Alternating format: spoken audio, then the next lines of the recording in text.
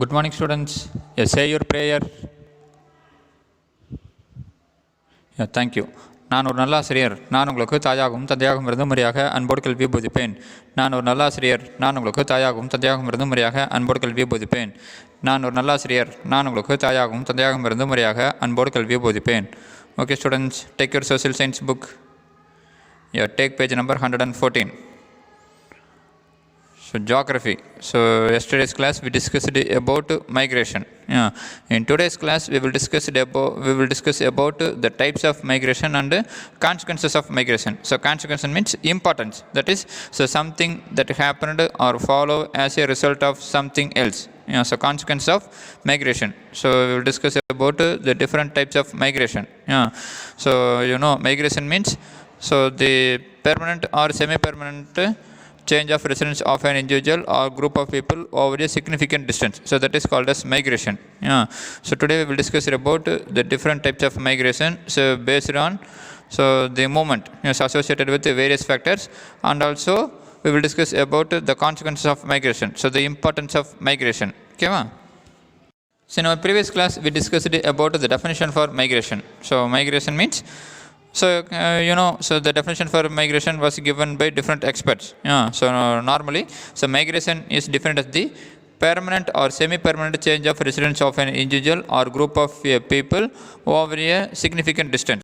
United Nations Organization so also gave a definition for migration. We have discussed that also.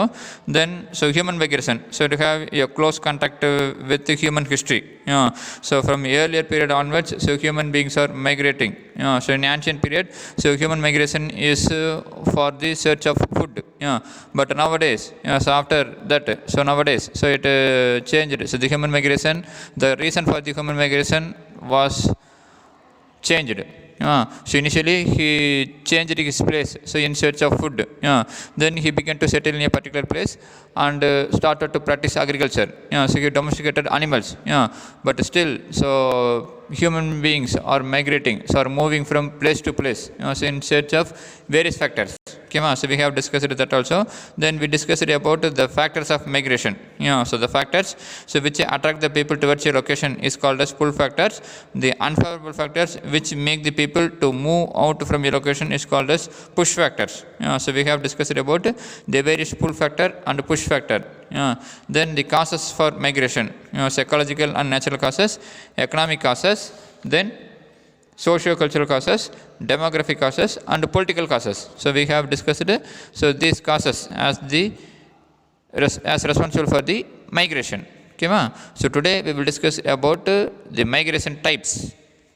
So migration types. So migration can be classified in several ways. So it is usually categorized as follows. So first, based on the movement associated with administrative limit. So based on the movement associated with the administrative limit, then based on the willingness of the migrants for migration. So first based on the movements associated with the administrative limit.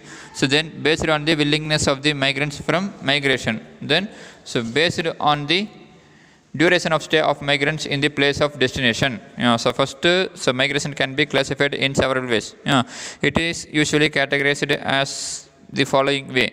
So first, based on the movement associated with the administrative limits, then based on the willingness of the migrants for migration, then based on the duration of stay of migrants in the place of destination. So first, based on the movements associated with the administrative limit, so it is called as internal migration or international migration. Central migration, the movement of people within a country is known as internal migration. So the internal migration means the movement of the people within a country. So based on the movement associated with the administrative limit, it is classified as internal migration, then international migration. Internal migration, so the movement of people within a country. So further, the internal migration is classified into 4 categories on the basis of the place of origin and the destination of migrants. So further, the internal migration is classified into 4 categories. So on the basis of so the place of origin and the destination of migrants. So the internal migration is classified as rural to urban, urban to urban, rural to rural, then urban to rural. So rural to urban, then urban to rural, or rural to rural, or urban to urban. So likewise, the internal migration is classified. So rural to urban migration is the movement of population from rural areas to growing town and cities, mainly in search of employment, education, and recreation facilities. Yeah. So why the people from village area move towards urban area? So why they migrated from rural area to urban area? That is from villages to towns and cities. So because they need job, so they need education. Yeah. So which was provided well in the cities and towns. Yeah. So that's why so the people so moving from rural areas to growing towns and cities. Yeah. So in search of employment, education, and recreation facilities. Okay. Then urban to urban migration. Yes, urban to urban migration is the migration between one urban center to others, like in search of higher income. So sometimes so people in urban area so move towards other urban area, because in search of higher income. So in some cities so they may get more opportunity and they may get higher income. So that's why so the people are moving from urban area to another urban area.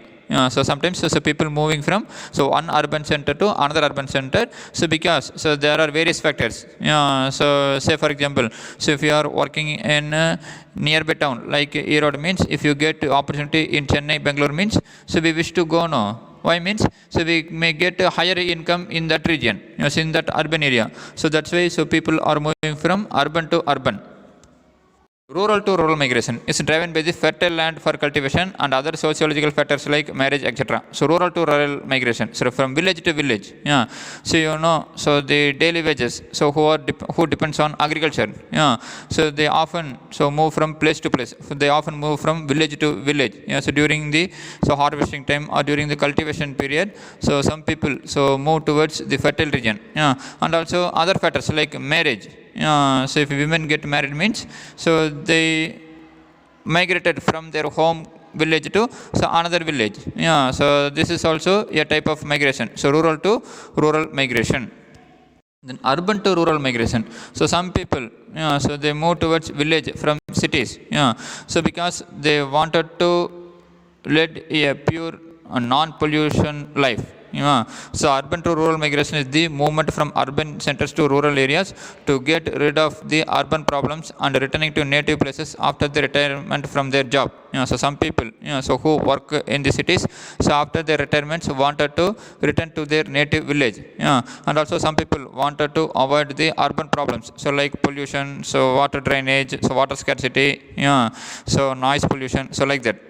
So they wanted to escape from those problems and wanted to lead a peaceful life. So that's why so they move from urban to rural area. But rural to urban migration is the most common one. So rarely so people move from urban to rural. But most of the people in rural areas, they wanted to move towards urban area. So only few people so who after their retirement from their job wanted to return back there so village, so in order to lead a so nature life. So rural to urban migration, so the most common one. So the next one is international migration. So based on the movement associated with administrative limit, so we have discussed about internal migration. So the movement of people within a country. So if the migration so took place, so the migration that occurs across the national boundaries, then it is called as international migration. So migration that occurs across the national boundaries, so that are known as international migration. In 2017, India was the largest country of origin of international migrants, so 17 million, followed by Mexico. So in 2017, India was the largest country of origin of the international migrants. So from India only, so most of the people so migrating towards other country. So nearly 17 million people are the migrants. So from India. So next, based on the willingness of the migrants from migration. So based on the willingness of the migrants for migration. So it is voluntary or involuntary. So voluntary means it was not forced. So the persons, so he himself, so decided to migrate, so decided to move from his own native place. Another one is forced migration. If the people or if a person is forced to vacate his place. So if a person is forced to migrate, so move away from his place means, then it is called as involuntary or forced migration. Voluntary migration. If the migration takes place on person's free will, initiative and desire to live in a better place and to improve their financial status, then the migration is said to be voluntary. So voluntary migration means so by his own wish. If the migration takes place on person's so own wish, so if he wish to move away from his native place, and his initiative and his desire to live in a better place, and if he wanted to improve their financial settlements, then the migration is said to be voluntary. So based on the willingness of the migrants for migration. So first one is voluntary migration. If the person so by himself, so if he wish to live a better life, and if he wanted to improve their financial settlements, then he migrated from his own place. So then this type of migration is said to be voluntary. Involuntary or forced migration. If the migration takes place against the will of migrants, then the migration is referred to as involuntary migration. Yes, if the migration so takes place against the wish, against the will of the migrants means, then the migration is termed as involuntary migration. So the push factors like war may force the people to emigrate. So from a place of this type. So the push factors like war. So sometimes forced the people to move away from their place. So to emigrate. So emigrate means so those who leave their country. So to emigrate the place. So war may be one of the important reasons. So which force the people to move away. So to migrate from their native place. Okay, then based on the duration of stay of migrants in the place of destination. So based on the duration of stay of migrants in the place of destination, it is classified as short-term migration, long-term migration, then seasonal migration. So based on the duration of stay, so the migration is classified as short-term migration, long-term migration, then seasonal migration. First, short-term migration. In this kind of migration, the migrants stay outside only for a short duration before returning to the place of origin. So the duration may be from a few days to few months. So short-term migration. So in this kind of migration, so the migrants so stay outside from their native place, so only for a short duration. So the duration may be few days to few months. So short-term migration. Then long-term migration. It is a kind of migration in which the migrants stay outside at least for a few years. So short-term migration. So the migration period is just from few days to few months. But long-term migration, it is a kind of migration in which the migrants, so the people, so stay outside at least for few years. So based on the duration of stay of migrants, so the migration period is classified as short-term migration, long-term migration, then seasonal migration. So short-term migration, so the migration stay outside only for a short duration, so that is for few days to few months. So long-term migration means so the migrants so stay outside at least for few years. Seasonal migration. In this type of migration, usually a group of people migrates from their native place during a particular season and return after the end of that season. So seasonal migration. In this type of migration, usually a group of people so move away from their native place during a particular season and returns after end of that season. So people migrating to hill stations during summer and the migration of agriculture workers during sowing season belong to this category. So people so during the summer season, so they migrated to hill stations so in order to avoid so the hotness. So hotness. So some people so migrated to hill stations during the summer, and also so the agriculture workers. So during the so cultivation period. So during the sowing seasons, so they migrated to so the agriculture area. So transhumance is another example of seasonal migration. So transhumance. So if you take in the very cold regions, so sometimes you can note so some of the people in the very cold region so came to the plain or plateau region in order to avoid the so coldness. So now to avoid the season change, so they migrated to some other places, so some other hot places. So if you take the hot countries, so tropical countries, so the people in the plain region so move towards the hilly region. So in order to avoid the so the summer season. So but after the normal returning of the seasons, so they return back to their native place. So this type of migration is called as seasonal migration. Then the consequence of migration. So till now we discussed about the types of migration. So based on the movement associated with Administrative limit, it is classified as internal migration, then international migration. So based on the willingness of the migrants, so it is classified as voluntary migration and involuntary migration. Then finally, so based on the duration of stay, it is classified as short-term migration, long-term migration, then seasonal migration. Then the consequence of migration, so the importance. So migration affects both the areas of origin of migration and the areas of destination. So migration affects both the areas of origin of migration and the areas of destination. So the importance of migration can be classified, can be studied as demographic consequence, social consequence, economic consequence, and environmental consequence. So first, demographic consequence. So it changes the age and sex composition of population. So the migration changes age and sex composition of population. So migration of females after their marriage leads to decline in sex ratio in the source region and increase the sex ratio in the region of destination. So migration of females after their marriage leads to decline in the sex ratio in that region and also the increase in the sex ratio in the region of destination. So the migration of male workers in search of jobs decreases the independent population of the source region, which increases the dependency ratio. So the migration of male workers in search of job, so that decreases the independent population of the source region, so which increases the dependency ratio. So in term of demography, so it changes the sex and age composition of population. So migration of females after their marriage leads to decline in the sex ratio in the source region and also increase in sex ratio in the region of destination. At the same time, so the migration of male workers in search of jobs, so that decreases the independent population. So independent population means so the population which go for job, so which have work, so that is called as independent. So dependency means so they depend on, so this population depend on the others so for their livelihood. So the migration of male workers in search of jobs decreases the independent population of the source of region, which increases the dependency ratio. Social consequences. The migration of people from different region towards an urban area leads to the formation of plural society. So multiple culture. So the migration of people from different region towards an urban area leads to the formation of plural society. It helps the people to come out of narrow-mindedness and people become generous. So the migration towards urban area helps the people to come out of the narrow-mindedness. And the people become generous. So social consequences, the migration of people from different region towards an urban area leads to the formation of plural society. So the society consists of plural factors, so not a single factor. So because the people in the urban area came from different region, so different villages. It helps the people to come out of the narrow-mindedness and the people become generous. Next is the economic consequences.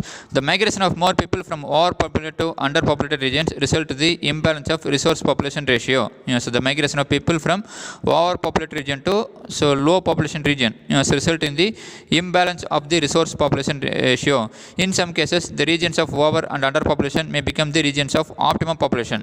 So if the people get migration means the regions of over and underpopulation may become the regions of optimum population.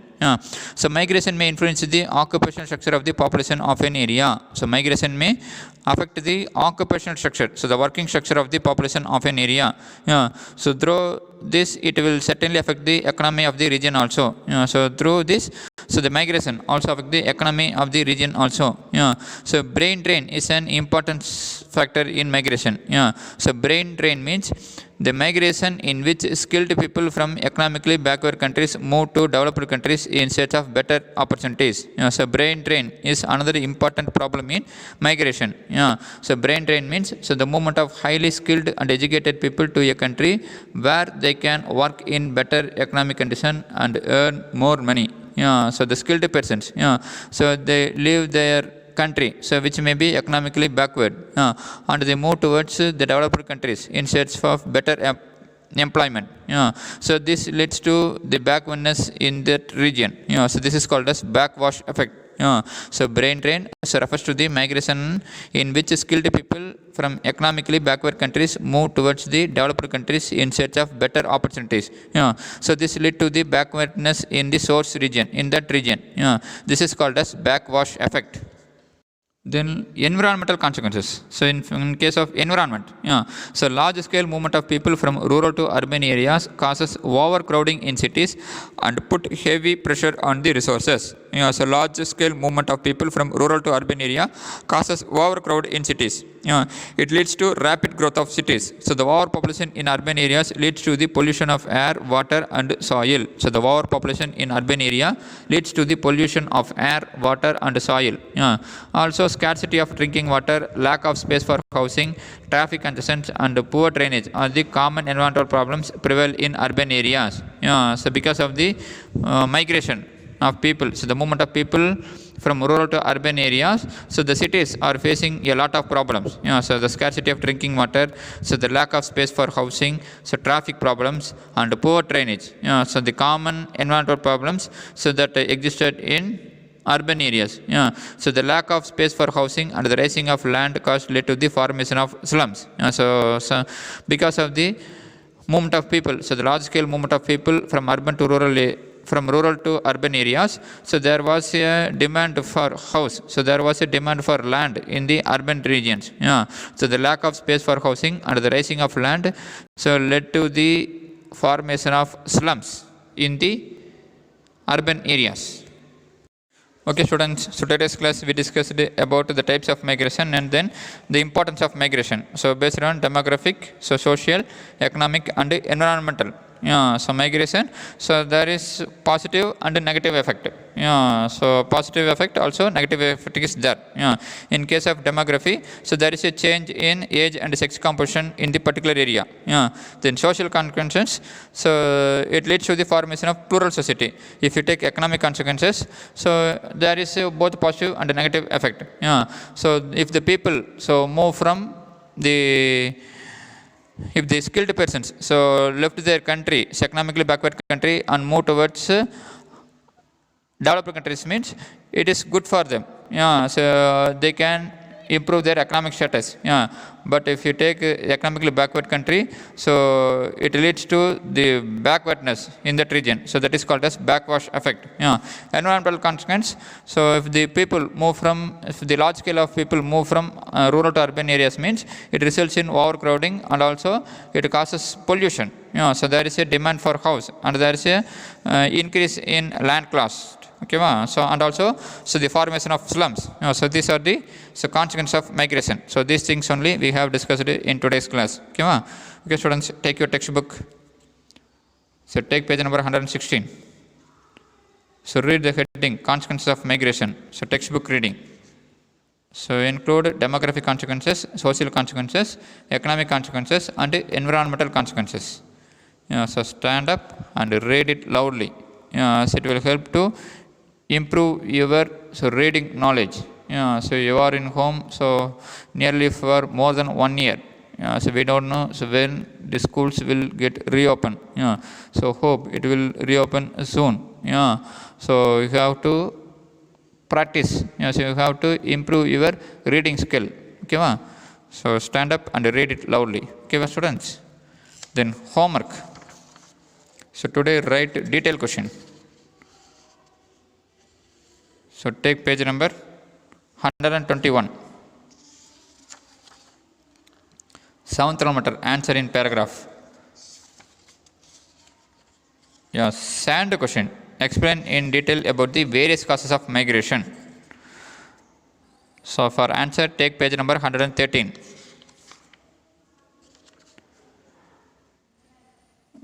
So right hand side, so the below the picture. So the various causes which are responsible for human migration is categorized under 5 groups as follows. So first, ecological and natural causes of migration. The causes operate under this category are natural ones. They include volcanic eruption, earthquake, flood, drought, etc. Then second heading, economic causes of migration. Economy is one of the most important causes of human migration from one area to another. The availability of fertile agriculture land, employment opportunities, development of technology, etc. are some of the economic causes that attract the migration. The next page, socio-cultural causes of migration. So you have to write the 2 points. So fully. Then in demographic cause of migration, in demographic sense, the population composition like age and sex, overpopulation and underpopulation are the major cause of migration. That's all. Then political cause of migration, you have to write both the points. So only 2 points are there. You have to write it. Okay, so write it in your homework note and read it well. So thank you, students. Have a nice day.